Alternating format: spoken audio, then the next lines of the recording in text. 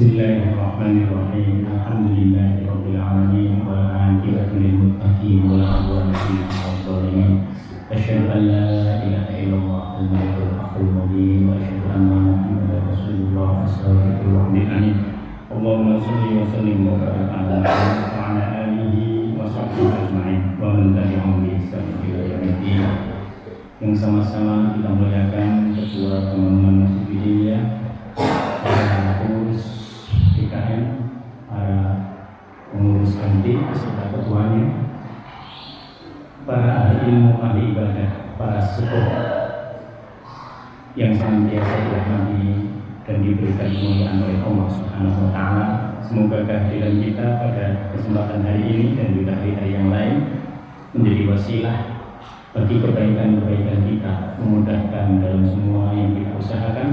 Semoga Allah Subhanahu wa taala mengabulkan serta memenuhi semua hajat kita. Amin ya rabbal alamin. Hari ini kalau kita lanjutkan surah Al-A'raf ayat 85. Surah Al-A'raf ayat 85, juz yang ke-9.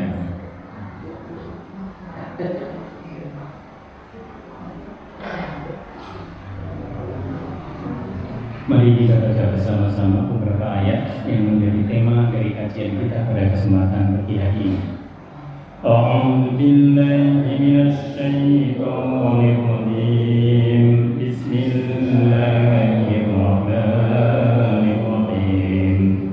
Wa ila madyana akhahum Shu'aiba qala ya qawmi ibudullaha ma lakum min ilahin قد جاءتكم بينة من ربكم فأوفوا الكيل والميزان ولا تبخسوا الناس أشياءهم ولا تفسدوا في الأرض بعد إصلاحها ذلكم خير لكم إن كنتم مؤمنين ولا تقعدوا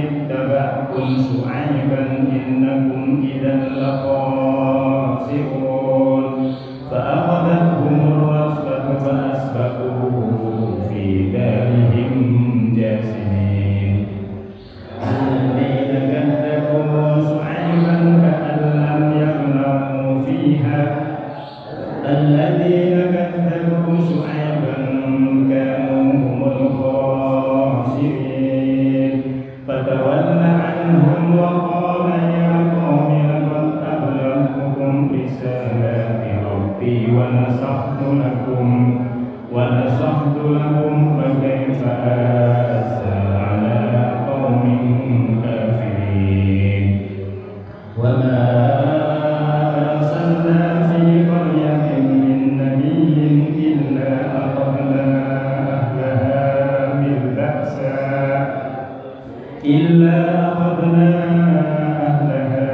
بالبأساء والضراء لعلهم يضرعون ثم بدلنا مكان السيئة الحسنة حتى عفوا وقالوا قد مس آباءنا الضراء والسراء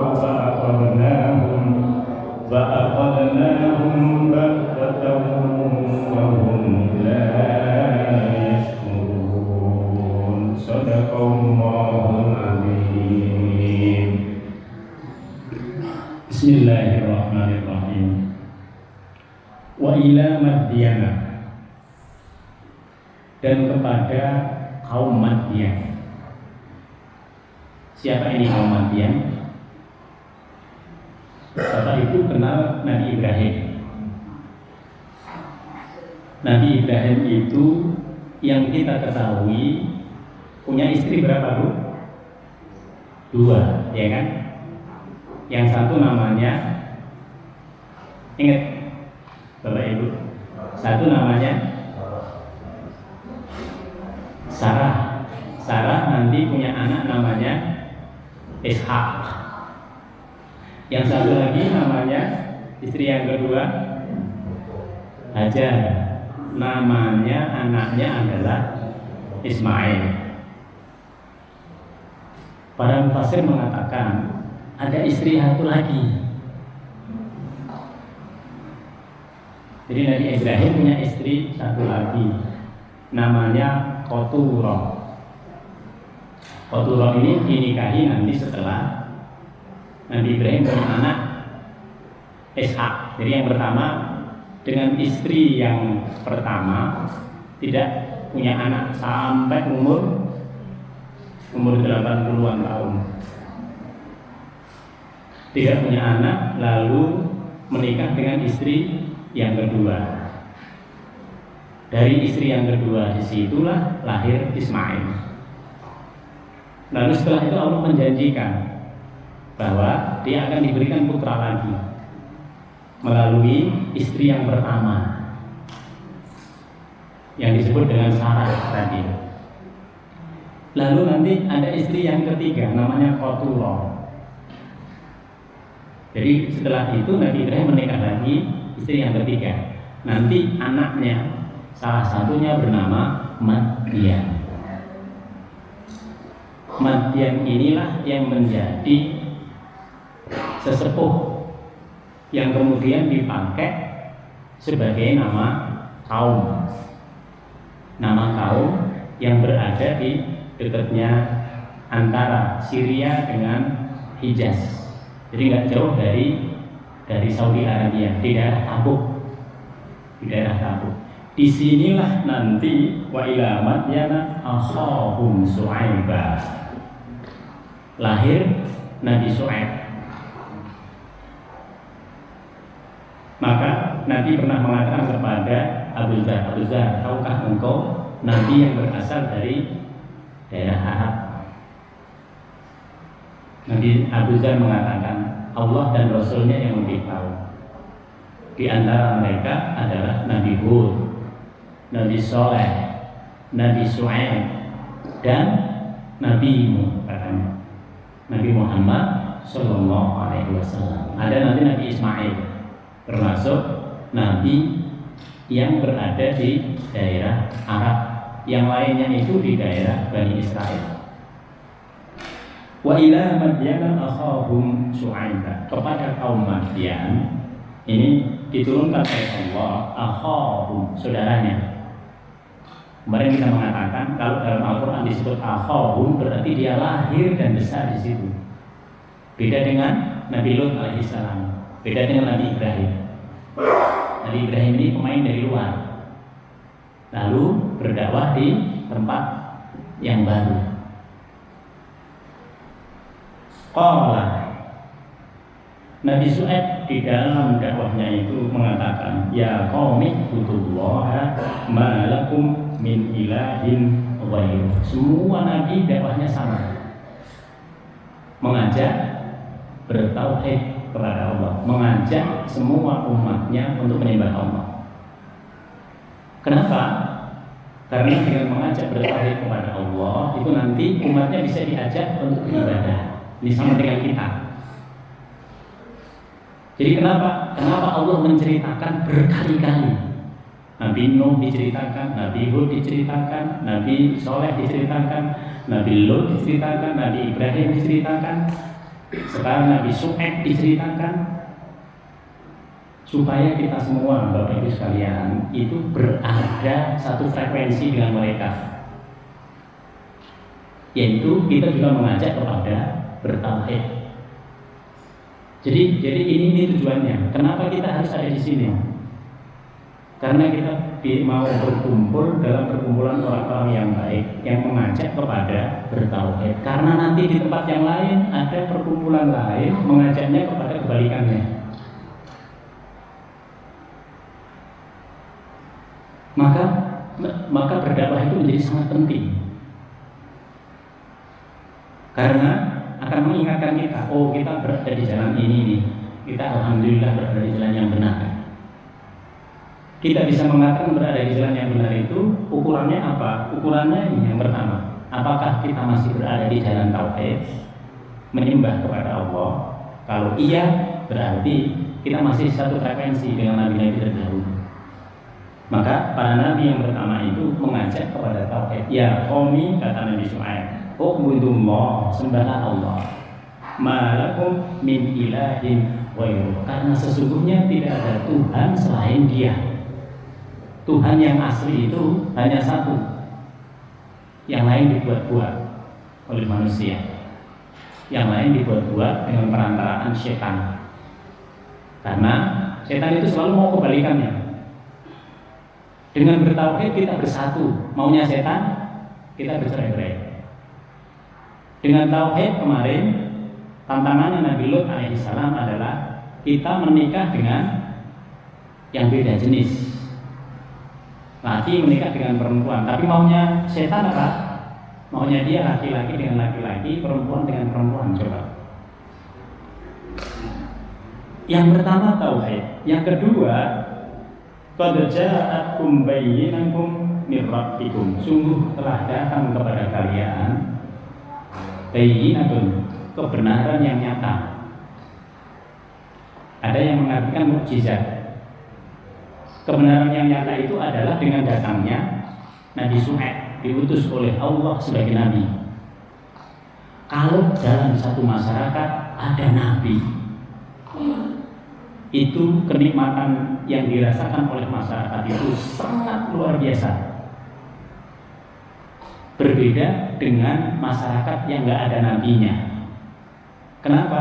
Karena nabi ini nanti mencerahkan masyarakat, mengajak kepada tauhid. Setelah mengajak kepada tauhid, mengajak kepada kita amar ma'ruf nahi mungkar, mengajak kepada kita terus bisa beribadah, mengajak kepada kita nanti untuk bisa mendapatkan ampunan Allah Subhanahu wa ta'ala, agar sama-sama kita menuju ke surga. Itulah yang selalu diajak oleh para nabi. Dan kita alhamdulillah berada di situ, kita semuanya. Lalu setelah itu fa'alful kaila wal mizan.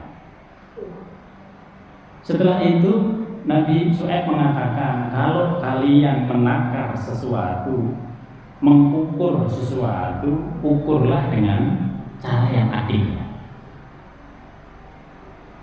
Nabi Lut tantangannya tadi homoseks.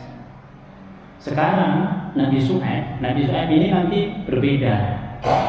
Jadi tadi dari Nabi Ibrahim punya anak namanya Madian punya anak lagi, sampai nanti kepada Nabi Syuaib, generasinya Nabi Syuaib yang tinggal di daerah Madian ini, yang tinggal di situ Sebagian arkeologi mengatakan 25.000 orang. Sudah banyak. 25.000 orang tinggal dalam satu tempat yang bernama Madian. Apa yang terjadi di situ? Yang pertama, mereka aktivitasnya itu petani dan pedagang. Tapi ternyata kebanyakan dari mereka itu kalau menimbang, ngurangin timbangannya. Kalau nimbang untuk orang lain, dia dikurangi. Tapi kalau dia nimbang untuk dirinya sendiri, dilebihkan. Ini bahaya. Jadi ini bahaya. Jadi kalau ini sama dengan hak. Kalau kita minta kepada orang lain, kita mintanya banyak. Giliran kita memberi sedikit. Harusnya orang beriman itu kebalikannya. Kalau kita memberi, harusnya kita beri yang banyak. Tapi kalau kita mengambil, ini patokan orang beriman. Jadi kalau kita mengambil sesuatu yang kurang dari haknya, itu berarti ciri kita orang beriman. Kalau mengambil sesuatu lebih sedikit, nggak mau dia, boleh ngambil yang segitu, tapi saya cukup segini. Tapi kalau dia mengatakan saya mau lebih, saya mau milih sendiri, saya mau, nah itu ciri umatnya Nabi Syuaib alaihissalam. Maka di sini kemungkaran ini terjadi di semua tempat. Di semua tempat, jadi hampir semua orang itu melakukan hal yang serupa. Maka dakwahnya Nabi Syuaib nanti adalah sempurnakan timbangan. Harus sesuai dengan timbangan yang ada di situ. Jangan dilebihkan, jangan dikurangi.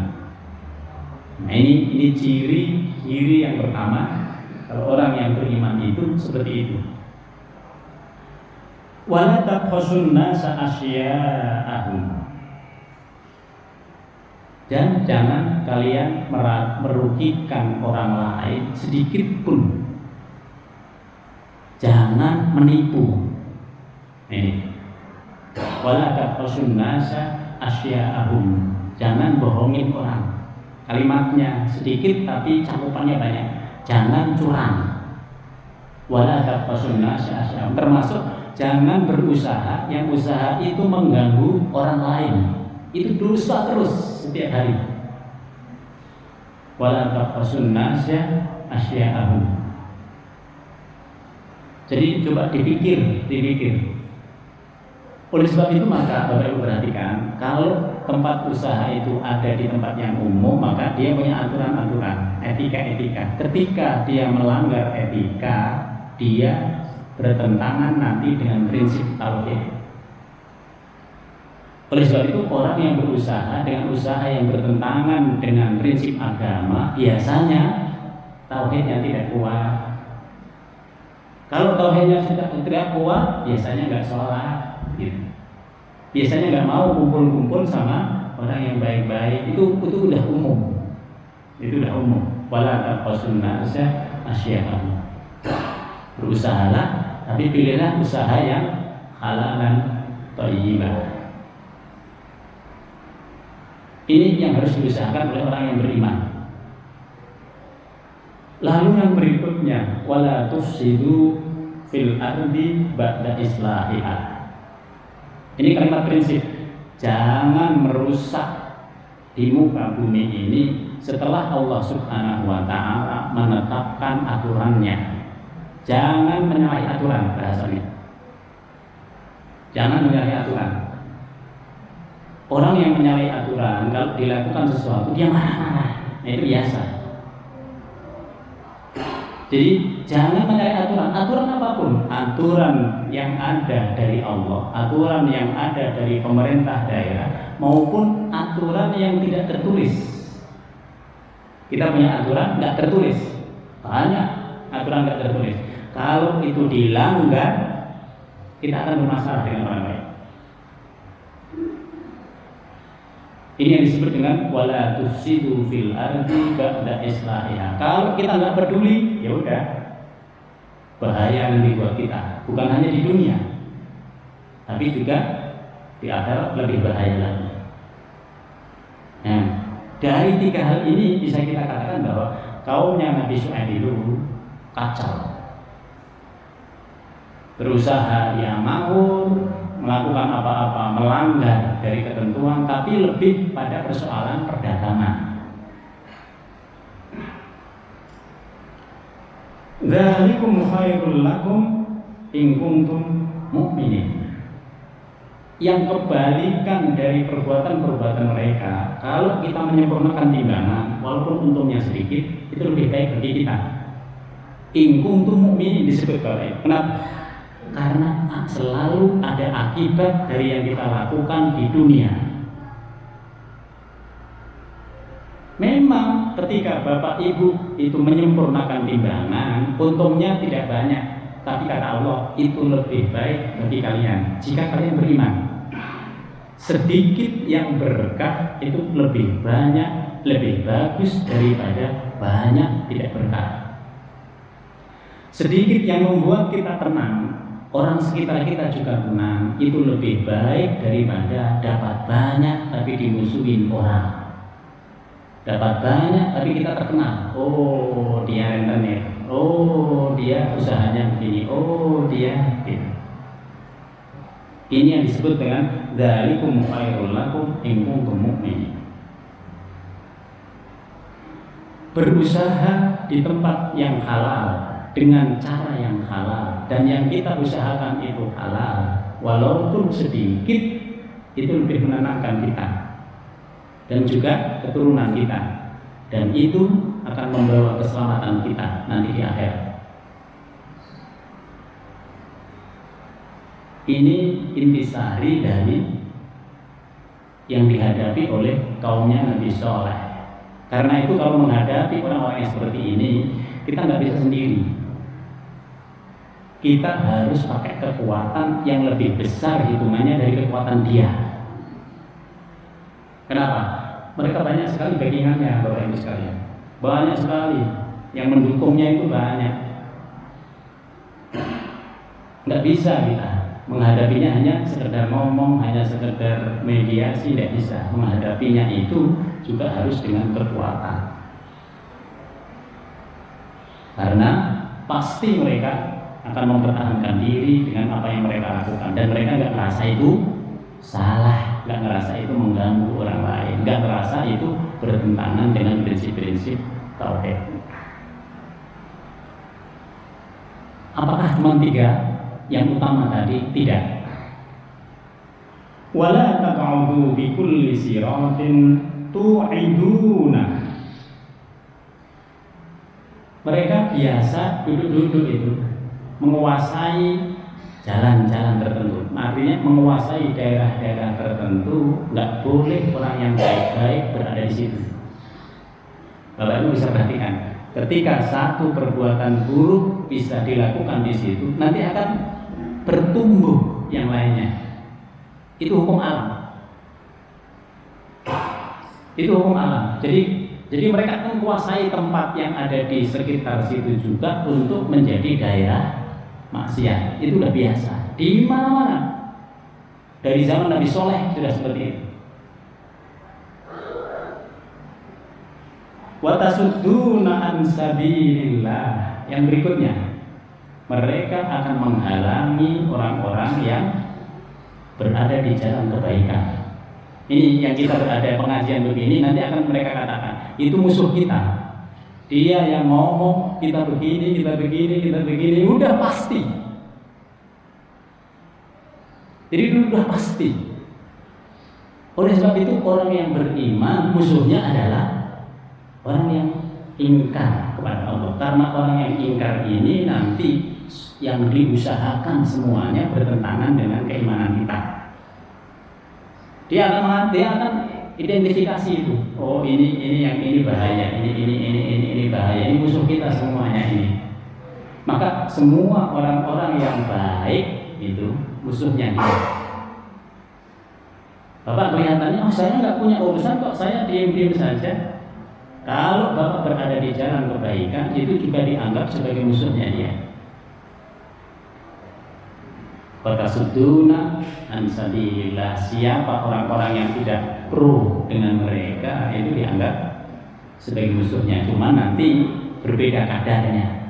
Ini yang utama ini pentolannya ada di sini. Nah, di situ. Itu udah biasa. Yang berikutnya watabghunaha iwaja. Mereka juga selalu pengen mengajak kita itu keluar dari keimanan kita. Mereka akan memengaruhi kita dengan banyak hal yang membuat kita ngapain aktif di situ. Mendingan aktif di tempat saya. Namun di sana nggak ada hiburannya, nggak ada yang seneng-senengnya, nggak ada. Di sini semuanya ada. Watabaguna wajah. Mereka pengen kita belok dari jalan yang benar. Setan yang begini lebih bahaya daripada setan yang nggak kelihatan dari kita. Karena kalau kita omongin, mereka balik omongan. Kalau kita lawan, mereka juga akan lawan. Makanya tadi nahi mungkar itu dakwahnya lebih berat. Karena nahi mungkar itu harus pakai kekuatan. Saya ingin memberikan contoh. Bapak Ibu mungkin kenal Dubai, ya kan? Kenal kan Dubai? Walaupun mungkin belum semuanya ke sana. Kenal Abu Dhabi. Di samping Dubai Abu Dhabi itu ada Sharjah. Sharjah, kota namanya Sharjah.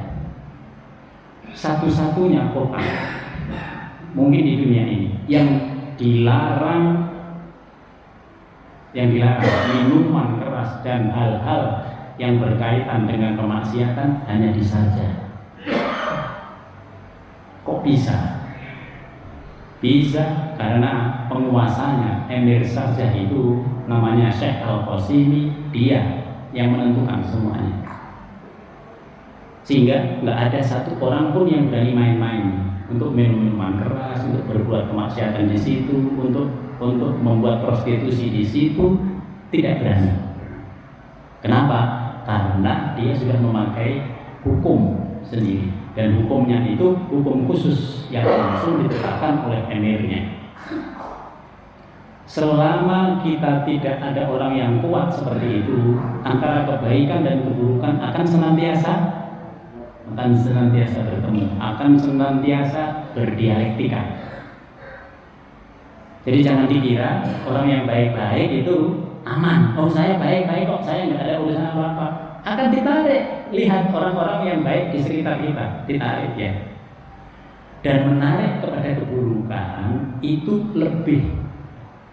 lebih membuat orang mudah dibanding narik kepada kebaikan. Yuk kita ajak orang ke masjid. Udah dari 5 tahun yang lalu kita ajak, tapi ya kalau lagi sadar sih datang, tapi 4 tahunnya itu nggak sadar. Coba lihat orang, ajak orang kepada yang buruk, ajak orang yang baik-baik itu, yang dulu soleh, terkenal, sama-sama kita baik, ajak ke tempat yang buruk. Begitu dia berada di tempat yang buruk, dia menikmati. Terus mau nggak dia ditarik? Kamu saya ajak lagi ke masjid. Capek saya ke masjid, kagak ada apa-apanya. Gitu. Itu bedanya. Maka mengajak kepada keburukan itu lebih menarik daripada mengajak kepada kebajikan. Watabaghunaha iwaja. Mereka akan selalu begitu. Oleh sebab itu, kemaksiatan yang ada di sekitar kita, mungkin kitanya kuat, tapi itu mempengaruhi lingkungan kita dan anak-anak kita, dan itu bahaya. Ini anak-anak kita, ini kan bukan kita. Saya yakin Bapak Ibu diajak ke tempat yang buruk, Bapak Ibu akan mengatakan enggak lah, saya mendingan ngopi di rumah, ngopi di taman-taman di dia daripada di tempat yang lain. Tapi lihat anak-anak kita, kamu saya kasih tahu begini, ayo diajak. Begitu dia lihat, oh ternyata di sini lebih ramai, di sini lebih enak, di sini lebih. Nah, itulah bedanya kita nanti dengan anak kita. maka tempat yang buruk itu cepat atau lambat, langsung atau tidak langsung itu akan mempengaruhi kita. Itu bahayanya. Maka di sini watabawunaha iwaja. Mereka juga akan mengajak kepada jalan-jalan kemaksiatan. Walaupun tidak secara verbal, mereka jauh lebih canggih daripada dakwah kita. Wadhkuru idh kuntum qalilan fakassarakum. Allah mengatakan, ingat, orang yang beriman maupun yang sudah melakukan dari perbuatan kemaksiatan, ingatlah, dulu itu kalian gak punya apa-apa. Sekarang dikasih banyak kenikmatan oleh Allah, tapi kenapa justru yang diusahakan yang tidak benar? Dulu kalian itu lahir tidak membawa apa-apa, terus hidup sekarang punya keluarga segala macam, punya hidup yang enak, tapi kenapa masih milih yang buruk ketika kalian bisa memilih yang baik? Jadi pilihan itu pilihan kita. Kita mau apa itu pilihan kita, dan pilihan kita itu sesungguhnya punya konsekuensi dunia dan akhirat. Kemudian setelah itu, dari kalimat ini Allah ingin mengatakan, sudah berapa banyak nikmat yang aku berikan, lalu kenapa engkau juga tidak mengikuti jalanku? Allah ingin mengatakan itu, engkau bisa seperti ini sekarang itu karena Allah. Kalau tidak atas izin Allah nggak bisa. Jadi semua yang kita usahakan itu, ketika kita berhasil mendapatkannya ataupun tidak berhasil mendapatkannya, itu karena atas izin Allah. Kalau tidak berhasil, orang itu ada hikmahnya. Orang selalu mengambil begitu. Kenapa orang mengambil seperti itu? Karena itu yang lebih mudah buat kita. Jadi orang yang beriman itu selalu menerima ujung-ujungnya. Ya Allah, ternyata begini, saya harus begini. Kadang-kadang ketika kita tidak berhasil, sebenarnya keberhasilan kita itu adalah sedekah kita yang tidak langsung buat orang lain. Jadi sampai seperti itu. Wangduru kaifa kana akibatul mufsidin. Perhatikan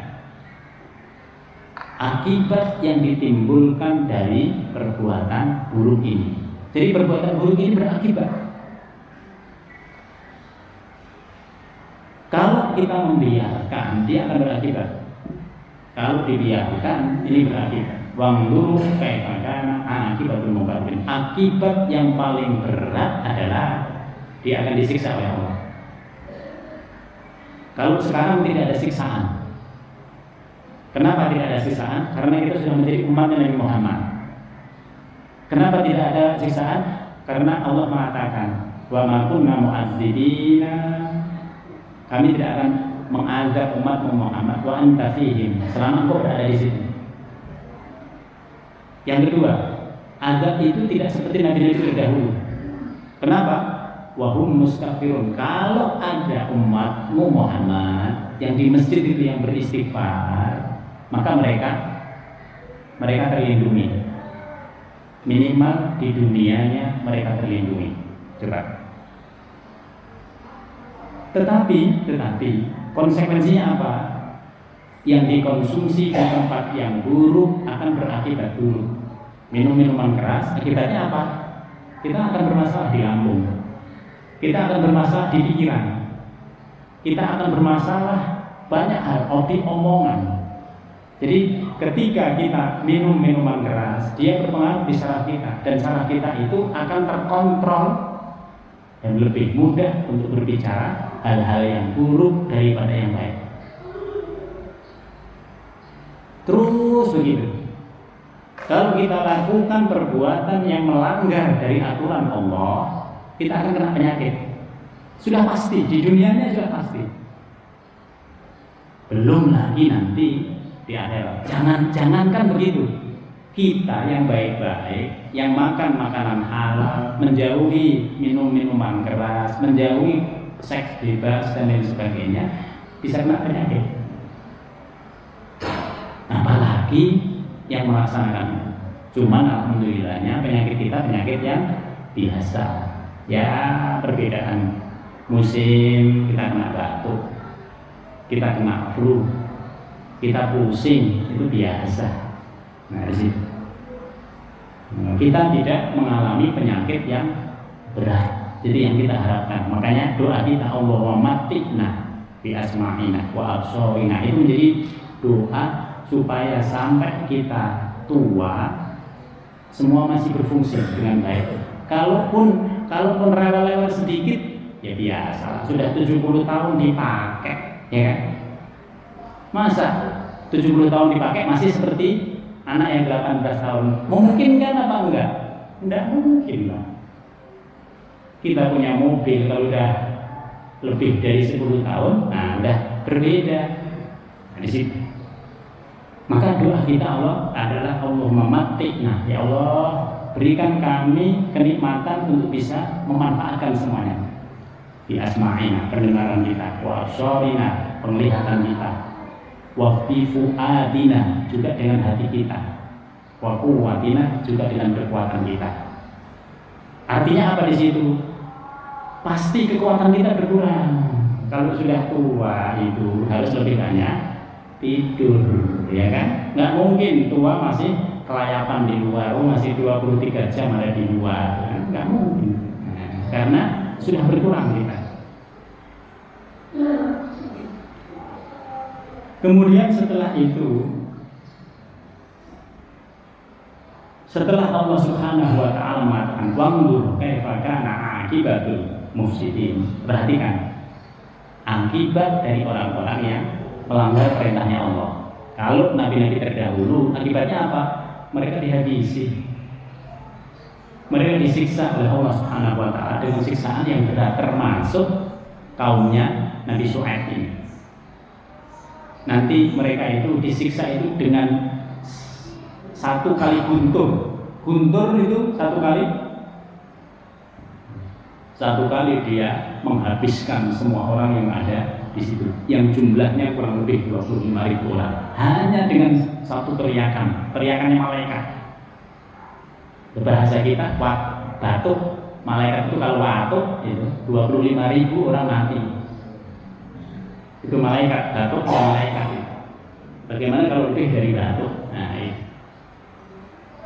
Wa in kana ta'ifatun minkum amanu billadzi ursiltu bihi wa ta'ifatun lam yu'minu, dikatakan oleh Nabi Syuaib, wa in kana, dan jika ada sebagian dari kalian mengimani aku lalu mengikuti aku, sementara kelompok lain yang lebih banyak mereka tidak mau beriman kepadaku, tapi mereka justru mencari jalan lain di luar diriku, fasbiru, maka bersabarlah. Jadi sesungguhnya kalau dibiarkan ini kemaksiatan, mereka komunitasnya akan lebih banyak daripada komunitas kita. Makanya tadi kami sebut di masjid itu sebenarnya nggak begitu ya, beda dengan di tempat sana, senangnya itu beda. Cuman di masjid itu enaknya kita mendapatkan ilmu, kita mendapatkan ketenangan. Kalau di sana semua bisa bergerak, ini badan kita, kaki bergerak, jari-jari ikut bergerak, mata ikut bergerak, ya kan? Bahkan telinga kalau bisa ikut juga bergerak. Itu enaknya. Maka berbeda. Oleh sebab itu Allah mengatakan, kalau kalian berada di jalan yang berbeda, kalian di jalan orang-orang yang beriman, sabarlah. Sabarlah dengan apa? Sabarlah dengan semua prinsip yang ada dalam keimanan kita. Jangan mengurangi takaran, jangan melanggar peraturan yang sudah ada, jangan, banyak sekali. Maka tasbihu, bersabarlah kalian untuk berada di situ. Hatta yahkumallahu bainina, sampai pada saatnya Allah Subhanahu wa taala itu menghukumi kita. Kapan ini? Sampai kita meninggal dunia. Maka kesabaran, Bapak Ibu sekalian, batasnya mana kesabaran itu? Batasnya itu sampai kita meninggal. Jadi jangan sampai kita mengatakan, saya udah lama ini menahan kesabaran saya. Ketika kita menumpahkan pada saat itu, kita sudah tidak sabar lagi. Padahal yang disebut sabar itu kita sampai meninggal dunia. Kita harus bisa sabar itu sampai meninggal dunia. Ini berat. Maka berada dalam jalan keimanan itu berat. Tidak mudah berada dalam jalan keimanan itu. Fasbiru hatta yahkumallahu bainana. Sampai Allah Subhanahu wa taala nanti menghukumi kita. Kenapa sampai begini? Karena kita akan bertengkar dengan orang yang berbeda paham dengan kita tadi. Kita akan paling tidak berselisih pandangan. Karena apa yang dia lakukan itu bertentangan dengan prinsip-prinsip yang ada dalam ajaran kita. Wa huwa khairul hakimin. Karena Allah adalah sebaik-baiknya zat yang menentukan keputusan.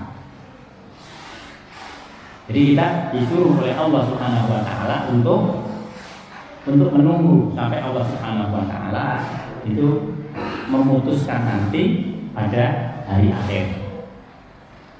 Ya Syuaibu, qala al-mala'ul ladzina istakbaru min qaumihim. Berkatalah al-malak. Al-malak ini bahasa kita sekarang tokoh-tokohnya, pentolan-pentolannya orang-orang yang bertentangan dengan Nabi Syuaib. Qala al-mala'u alladzina istakbaru.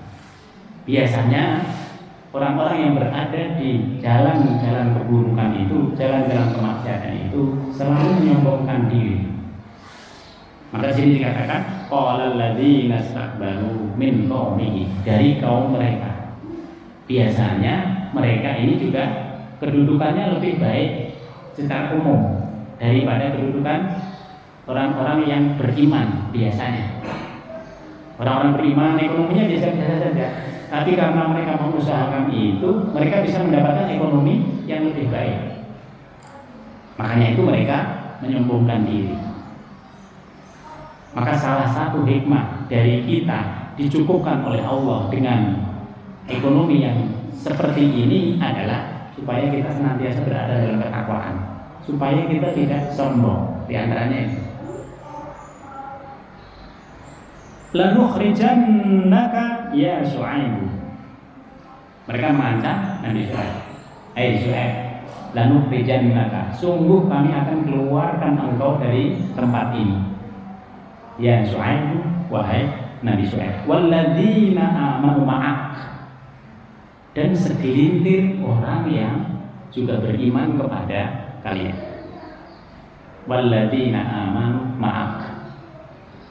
Ini menunjukkan kepada kita bahwa tadi yang disebut, mereka itu sudah punya kekuatan, mereka sudah punya backingan, mereka sudah punya banyak hal. Karena ketika mereka mendirikan itu, mereka sudah siap.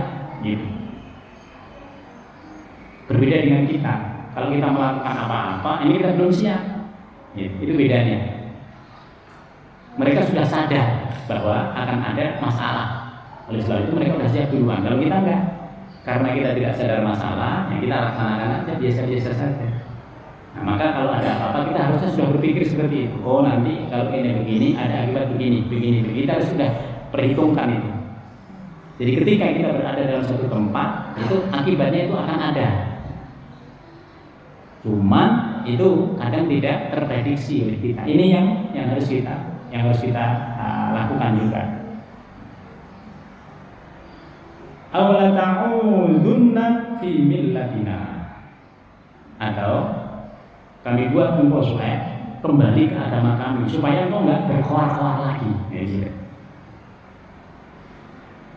Jadi agama yang lain selain agama tauhid, dia itu kalau ada kemaksiatan dia sengaja ini oke aja gitu. Enggak seperti agama tauhid. Agama tauhid itu kemaksiatan bertentangan, homoseksual bertentangan, dia melakukan kecurangan bertentangan, dia berbohong masih bertentangan. Tapi kalau agama yang lain, oh enggak, masih bisa ditolerir lah. Nah,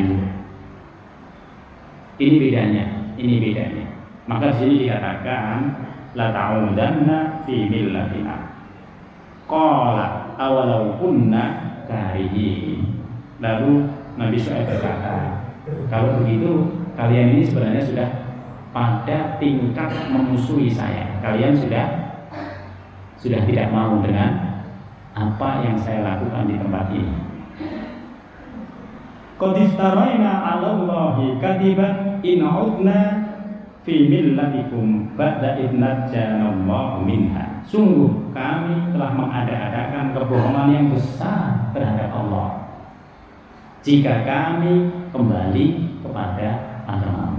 Kalau saya yang disuruh ikutin agama kalian, kata Nabi Syuaib, saya telah melakukan kebohongan yang sangat besar. Kenapa? Karena tadi dia mengatakan mamin ilahin ghairu, karena saya sudah mengatakan tidak ada Tuhan selain Allah. Maka Nabi itu nggak ada dia yang murtad, nggak ada yang murtad. Jadi orang-orang yang murtad itu adalah orang-orang yang tidak mengetahui dakwahnya Nabi, sehingga dia meninggalkan agamanya untuk kepentingan dunianya. Wa ma yakunu lana an na'uda fiha illa ayyasha Allah Rabbuna. Dan tidaklah pantas bagi kami untuk kembali kepadanya kecuali jika Allah Tuhan kami menghendaki. Tidak mungkin seorang nabi lalu mengikuti agama kaum dan nenek moyangnya yang bertentangan dengan wahyu yang diberikan oleh Allah Subhanahu wa taala kepadanya.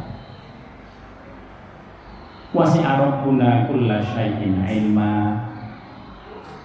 Nanti saya mengatakan Allah itu mengetahui sampai yang detail-detailnya terhadap perbuatan kita. Kalau kalian merencanakan sesuatu tidak diketahui oleh saya, sebenarnya itu juga diketahui oleh Allah. Maka orang-orang yang berbuat buruk, orang-orang yang berada dalam kesalahan seperti ini, mereka itu usahanya luar biasa. Mereka lebih dari kita karena mereka tahu ada resiko yang besar. Karena ada resiko yang besar itu, maka mereka sudah siap-siap. Allahi tawakkalna. Kata Nabi Syuaib, kita berada di jalan ini. Sampai kapan? Sampai kita mati itu nggak apa-apa. Kita bertawakal kepada Allah. Kita cukupkan apa yang ada. Coba. Kenapa tadi kita katakan yang sedikit itu bagi kita lebih baik, tapi dia halal thayyibah dibanding yang banyak yang nanti bukan hanya di dunia kita akan bertentangan dengan orang lain, tapi kita akan mempertanggungjawabkannya nanti di sisi Allah. Berat, tidak bisa lagi kita mengelak. Rabbana ftah ala bainana wa baina qaumika bil haqq. Lalu Nabi Syuaib mengatakan, ya Allah, bukalah Allah maftah bainana, bukalah keterangan supaya tegas siapa kelompoknya mereka, orang-orangnya siapa, dan kelompok kita ini yang mana. Karena biasanya ada di antara pengikutnya Nabi itu masih bimbang dia. Ujung-ujungnya nanti memilih mereka juga. Nah, di situ. Maka Nabi Syuaib alaihissalam pengen minta kejelasan dari Allah, semoga Engkau berikan kejelasan kami bahwa yang menjadi pengikut saya itu si ini. Sementara mereka itu orang-orangnya yang kelihatan. Allah maha bainana wa baina qaumina bil haqq wa anta khairul fatihin. Karena Engkau adalah sebaik-baiknya zat yang bisa membuka rahasia. Karena kita menyangka, oh kelihatannya orang ini begini, ternyata enggak. Kita sudah sangka bahwa orang ini kelihatannya ini kelompok mereka, ternyata dia masih lebih setuju untuk mengikuti kita. Ya, maka harus disandarkan juga kepada Allah Subhanahu wa taala. Jadi ini menggambarkan kepada kita untuk hal-hal yang kita tidak pasti, kita harus minta petunjuk ya Allah. Kita harus minta petunjuk kepada ya Allah, ini kira-kira ini begini, yang mana ya, yang ini gitu. Makanya itu kita diajari untuk sholat istikharah. Istikharah itu bukan hanya untuk pilih jodoh doang, gitu. Sehingga dilakukan sekali seumur hidup, gitu. Saya bimbang ini di antara banyak pilihan, pilihannya udah banyak ternyata, maka bimbang. Habis itu nggak istikharah lagi. Istikharah itu dalam semua hal, Kalau kita terasa, ya Allah bimbang ini, bukan hanya nentuin mantu doang, bukan hanya milih jodoh doang, ini milih mantu yang mana ini? Nah, ini ibunya yang bimbang. Tapi dalam hal-hal yang lain itu juga perlu. Wa qala al-mala'ul ladzina kafaru min qaumihi, orang-orang dari pentolan mereka masih berkata lagi kepada Nabi Syuaib, la in taba'tum Syuaiban innakum idzal khasirun. Ini biasanya mereka mengatakan, kalau kamu ikutin Syuaib, kamu nggak dapat apa-apa, gitu. Kolor aja nggak dapat, gitu. Tapi kalau kamu ikutin saya, kan ini mereka, kamu dapatin semua. Mau apa? Nah di situ. Nah inilah orang-orang yang dalam kemaksiatan tadi. Jadi mereka itu bisa royal, tapi royalnya kepada orang yang dimauin sama dia. Jadi royalnya itu ada kemauan, ada niat tertentu. Bukan royal seperti orang beriman. Orang beriman itu royal, tapi royalnya kepada Allah. Kalau ada apa-apa dalam rangka syiarnya Allah, dia royal. Ini orang beriman. Mereka royal, tapi kepada orang-orang yang punya efek kepada mereka. Fa'akhadathumur rajfatu fa'asbahu fi darihim jathimin. Maka datanglah nanti, ini yang disebut tadi, gempa. Malaikat itu, ar-rajfah itu diartikan gempa. Sekali didatangkan oleh Allah Subhanahu wa taala gempa, habislah mereka. 25, sekitar 25.000 orang itu habis, kecuali yang diselamatkan oleh Allah. Apa di sini artinya? Orang yang beriman itu dunia dan akhiratnya itu pasti selamat. Hanya saja di dunianya berat yang kita lakukan, karena yang kita hadapi itu biasanya kekuatannya lebih besar, jumlahnya lebih banyak. Mereka nggak pakai lagi perikemanusiaan, sementara kita harus mempertimbangkan sisi-sisi kemanusiaan dan sisi keilahian. Alladzina kadzdzabu Syuaiban ka'allam yaghnau fiha. Dengan gempa tadi Allah Subhanahu wa taala menghabiskan seluruhnya, seakan-akan tempat itu belum pernah ditempati oleh siapapun.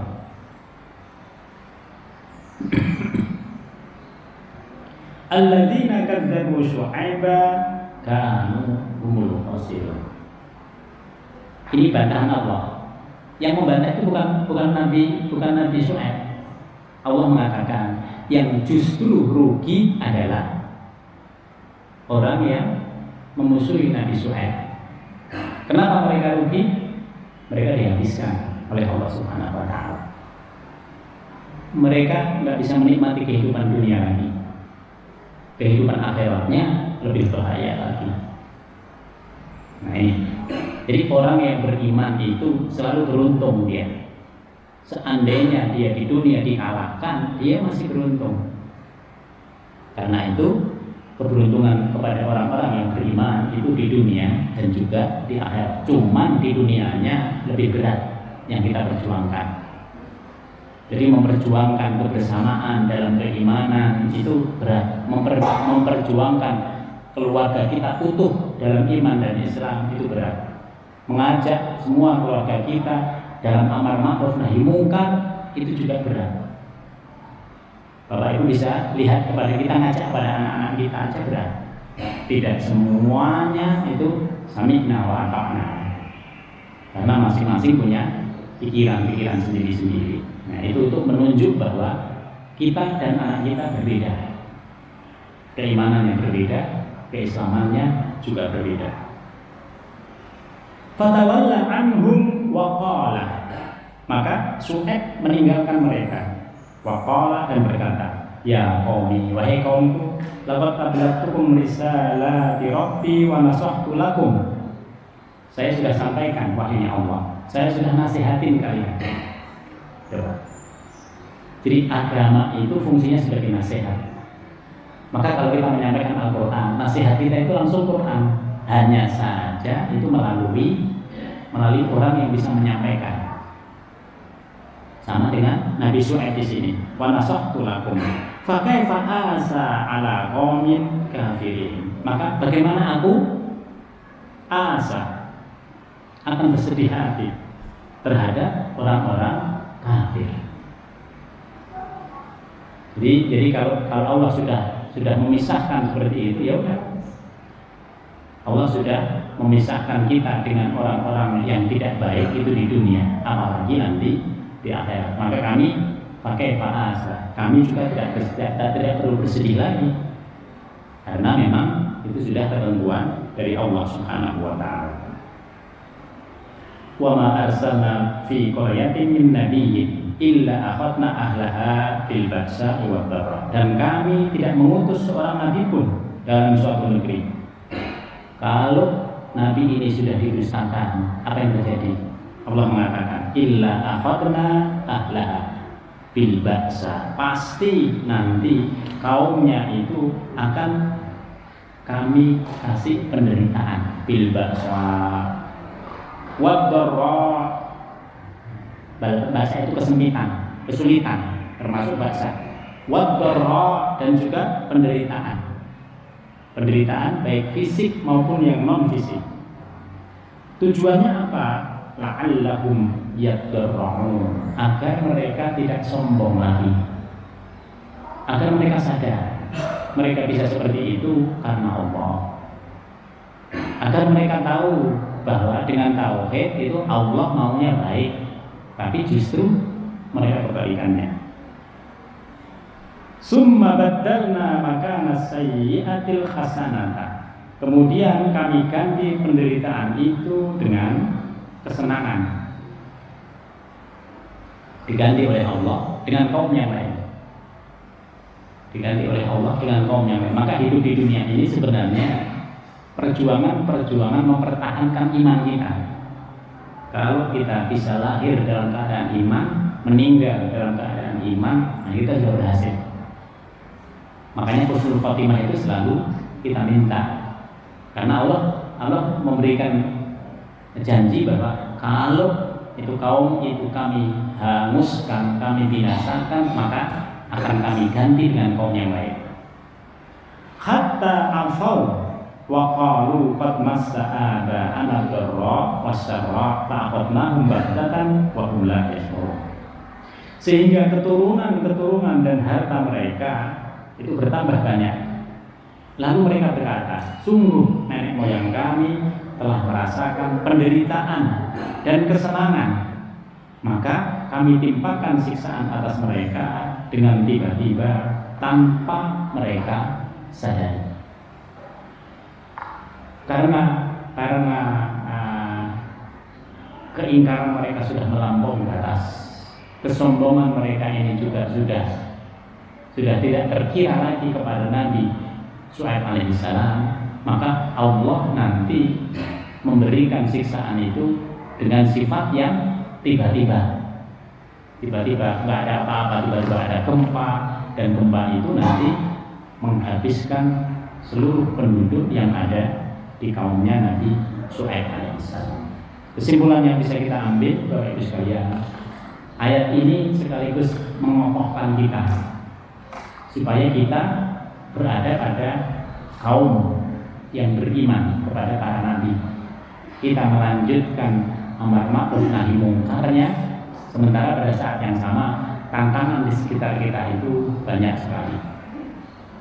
Semoga kita diberikan kekuatan oleh Allah Subhanahu wa taala, ada jalan yang selalu ditunjukkan oleh Allah kepada kita untuk menyelesaikannya, dan semoga kita bisa menyelesaikan dengan sebaik-baiknya sehingga kita bisa berusaha dan terus bersabar di dalam kehidupan ini. Ujung-ujungnya kita harus bertawakal kepada Allah Subhanahu wa taala.